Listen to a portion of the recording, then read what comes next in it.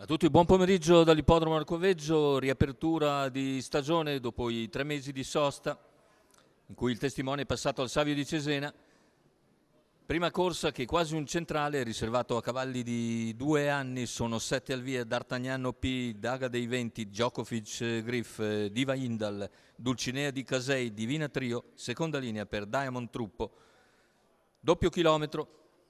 Favori per Djokovic Griff, che è uno dei due imbattuti insieme a Diamond Truppo, numeri 3 e 7 dello schieramento. Vediamo le fasi di lancio.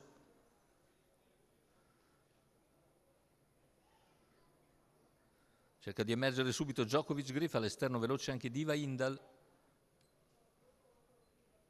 Lungo la corda c'è D'Artagnan OP, tanto Diva Indal si accoda in seconda posizione all'attacco della curva e guida quindi il favorito Djokovic Griff, che si appresta a completare i primi 200 metri di gara in 15:2. Davanti alle tribune, in vantaggio Djokovic Griff, la seconda posizione per Diva Indal, poi in terza c'è D'Artagnan OP, ancora più indietro Divina Trio, mentre alla coda si muove ora Diamond Truppo, che cerca di risalire il gruppo e in poche battute si porta a ridosso dei primi, raggiunge Diva Indal in seconda posizione. Se ne vanno intanto i primi 600 metri di gara in 46:8.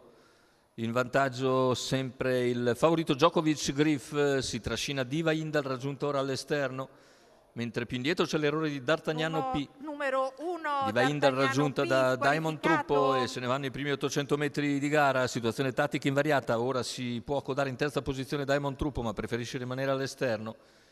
Più indietro c'è Divina Trio e cavalli che sono al completamento del chilometro iniziale, sul piede dell'1:17,5.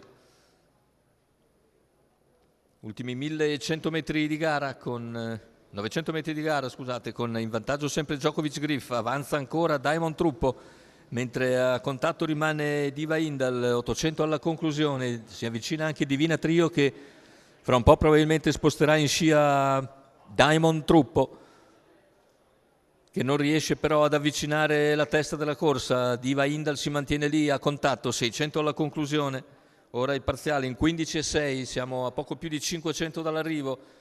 Ha parcheggiato in terza posizione Diamond Truppo e avanza Divina Trio, ma viene anticipata da Diva Indal. Diva Indal si porta su Djokovic, Djokovic cerca di replicare, il parziale in 15:5. Ultima curva affrontata con Diva Indal che si porta deciso ora all'attacco di Djokovic Griff. C'è anche Divina Trio. Diva Indal dà l'impressione di poter passare su Djokovic, che ha speso il meglio.